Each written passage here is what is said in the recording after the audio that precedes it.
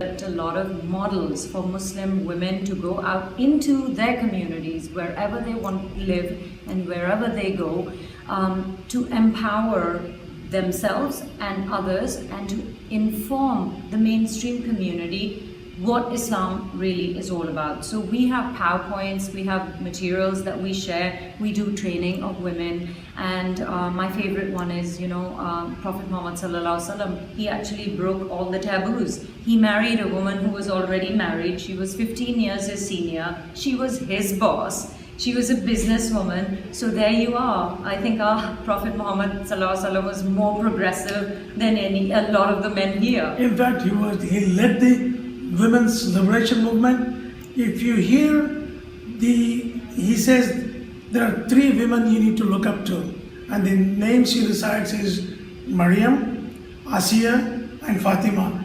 What is common to these 3 women? They were all rebels. They were all not conformists. They were all their own personality they had, and that's who he refers to as model women. That's right. And if you actually look at the history of Islam, it is chock full of women that spoke up for women's rights.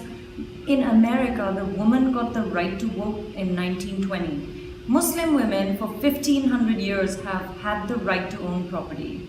And if you actually study, women were owning businesses. They were on camels, fighting battles. So when a Muslim man comes to me and says, well, you know what, I'm going to keep you inside the house and lock you up, I have the life of the Prophet to go to and use that as evidence to tell that man, you cannot oppress a Muslim woman because she has equal rights. So that's what we actually wanted to do, to make sure that Muslim women in America know their rights according to the Constitution, because we have a lot of cases where women, because they don't know the Constitution, they they get abused, they get mistreated. But when they have the Constitution to back them and they know that their rights in Islam are equal, then they become this powerhouse. They're able to raise a beautiful community of the next generation of American Muslims who are engaged in public life.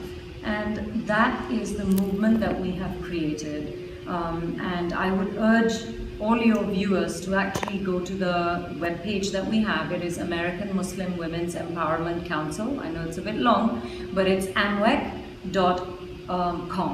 So, go there, tell us how we can help you. Also, we want to engage the next generation of Muslim women. We want them to come forward and help us make sure that we inform and we dispel all of the misconceptions that exist about Muslims in America, within our communities,